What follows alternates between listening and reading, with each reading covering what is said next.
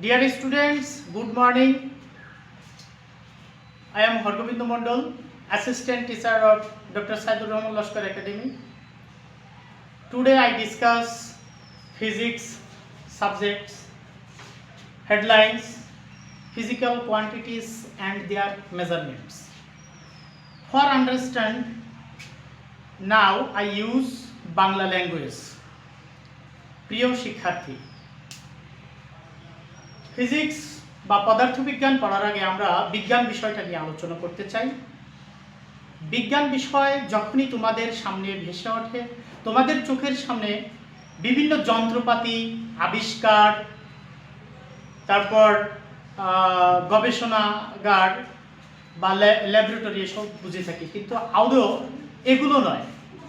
বিজ্ঞান বলতে আমাদের দৃষ্টিভঙ্গিকে বুঝিয়ে থাকি।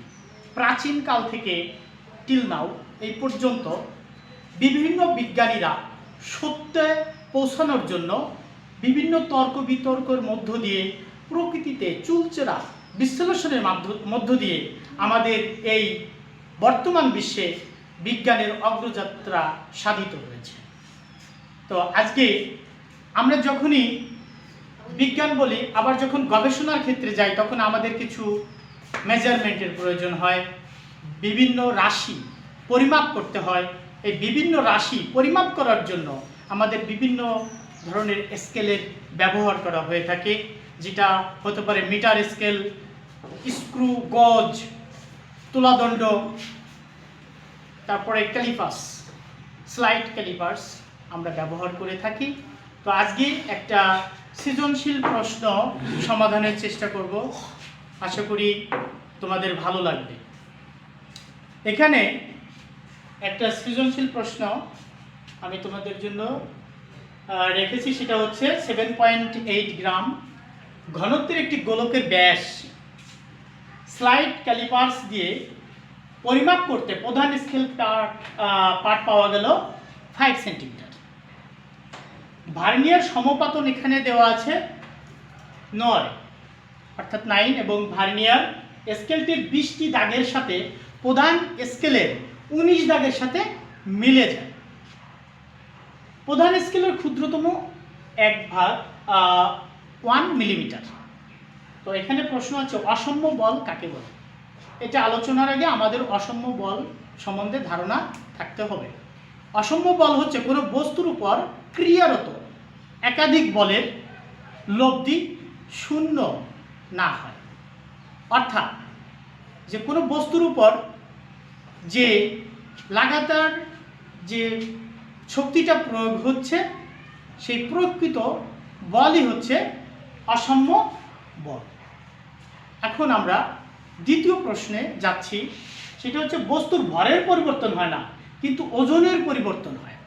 আমরা বস্তু তো জানি, যার আয়তন আছে, যার ওজন আছে, যে একটা নির্দিষ্ট স্থান দখল করে, তাকে আমরা বস্তু বলে থাকি। সেক্ষেত্রে এই বস্তুটির ভরের পরিবর্তন হয় না, কিন্তু ওজনের পরিবর্তন হয়, এখানে আমাদের বোঝার বিষয়।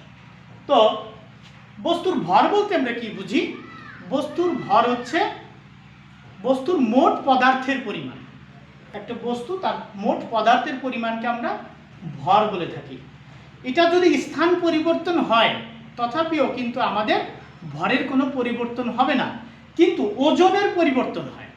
কেন ওজনের পরিবর্তন হয় সেই সম্বন্ধে আমি এখন আলোচনা করছি।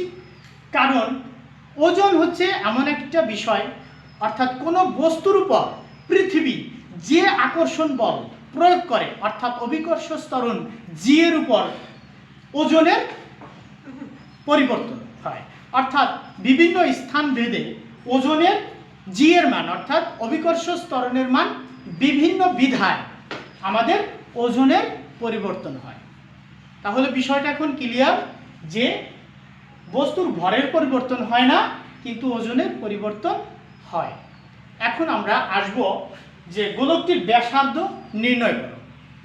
আমরা কিভাবে গোলকটির ব্যাসার্ধ নির্ণয় করতে পারি সে সম্বন্ধে আমরা এখন বিস্তারিত আলোচনা করি। এখানে গোলকটির ব্যাসার্ধ নির্ণয় করার আগে আমরা দেখতে হবে, এখানে লেখা আছে প্রধান স্কেল পার্ট পাওয়া গেল 5 সেন্টিমিটার। তাহলে আমরা লিখি প্রধান স্কেল পার্ট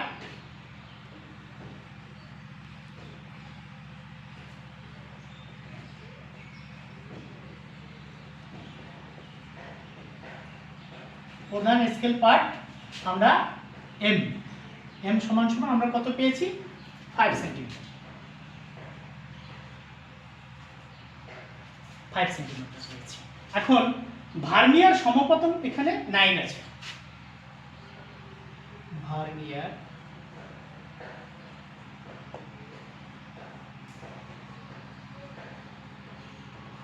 সমপতন এটাকে আমরা ভি দ্বারা প্রকাশ করব। ভার্নিয়ার সমপতন এখানে আছে 9।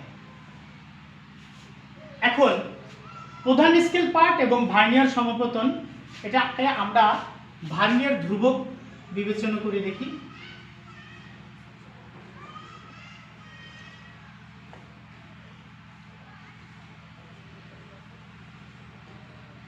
ভার্নিয়ার ধ্রুবককে আমরা ভিসি দ্বারা প্রকাশ করব।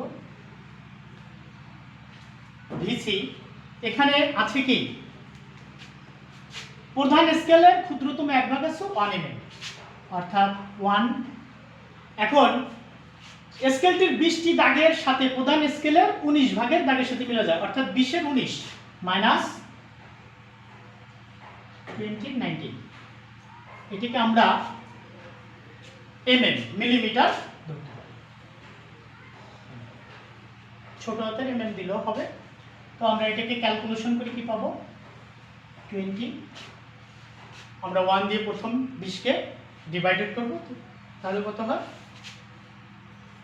এখানে 1 দিয়ে 20 কে ডিভাইডেড করলে 20ই হয় এবং উপরের সাথে 1 এর সাথে গুণ করলে 20 মাইনাস 20 কে 20 দ্বারা ডিভাইডেড করলে 1 হয়, 1 ইনটু 19 অর্থাৎ 19 mm। আমি ছোট হাতের mm লিখলাম মিলিমিটার, অর্থাৎ এখানে আমরা পাচ্ছি উপরে 1 আর নিচে 20, এটা হচ্ছে mm। এখন এটাকে আমরা যদি ভাগ করি তাহলে কত আসে, আমরা 1 কে 20 দ্বারা ভাগ করব, তাহলে এখানে আছে 0.05। এটার ব্যাখ্যা আমি দিলাম না কারণ এটা একটা নরমাল, এটা সবাই বুঝতে পারবে। আমি আমার লেখার প্রয়োজনে উপরে একটু বুঝতেছি।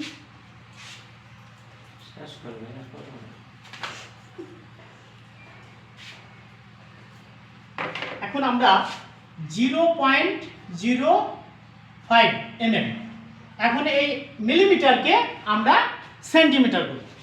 এখন মিলিমিটারকে আমরা যদি সেন্টিমিটার করতে তাহলে অবশ্যই 10 দ্বারা আমরা ডিভাইডেড করব, অর্থাৎ যদি আমরা 10 দ্বারা ডিভাইডেড করি তাহলে আমরা কি পাবো, একটা 0 বেড়ে যাবে, এটা সেন্টিমিটার হয়ে গেল। তাহলে আমরা পেলাম ভার্নিয়ার ধ্রুবক ভিসি ইকুয়াল টু 0.005 সেন্টিমিটার।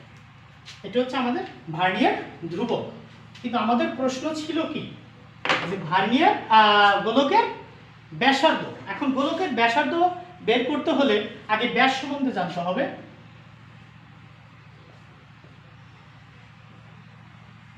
গোলকের ব্যাস আমরা যাকে ডি দ্বারা আখ্যায়িত করতে পারি, D is equal two what. এখন গোলকের ব্যাস আমরা জানি, উই নো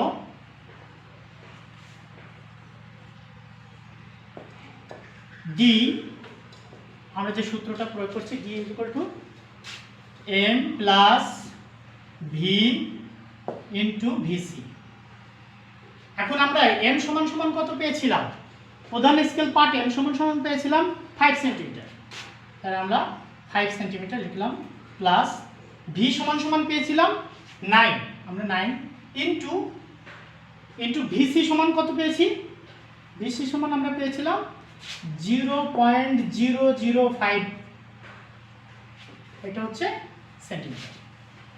এখন এটাকে আমরা ক্যালকুলেশন করে কত পাই, তো আমরা 5 সেন্টিমিটার আমরা লিখলাম, 5 সেন্টিমিটার প্লাস এটা গুণ করলে কত হয় 5 9 45, তাহলে 45 0.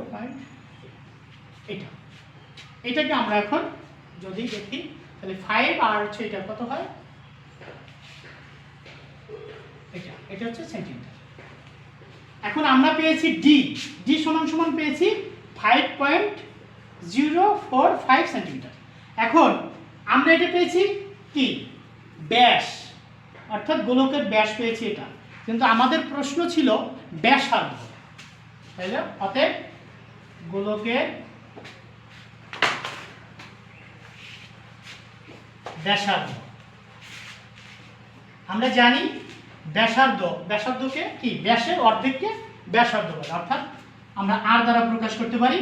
আমরা ডি সমান সমান পেয়েছিলাম, সেহেতু আমরা ডি কে ভাগ করব 2 দ্বারা, যেহেতু অর্ধেক। এখন ডি সমান সমান আমরা কত পেয়েছি? 5.045 সেমি, অর্থাৎ সেন্টিমিটার আর 2।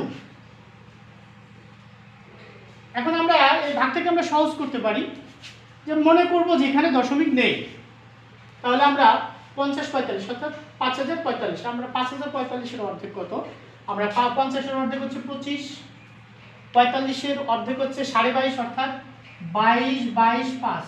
তাহলে কয় ঘর পর দশমিক? 1 2 3, 1 2 3 অর্থাৎ 25.255 সেন্টিমিটার। এটাই হচ্ছে আমাদের গোলকের ব্যাসার্ধ।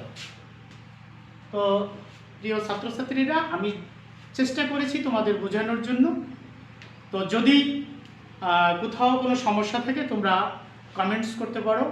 আর বিশেষ করে তোমাদের জীবন সুরক্ষিত থাকুক, করোনামুক্ত থাকুক, এবং মহান সৃষ্টিকর্তার কাছে তোমাদের শারীরিক সুস্থতার বিষয়ে কামনা করে আমি আমার আজকের মতো ক্লাস শেষ করছি। ধন্যবাদ সবাই।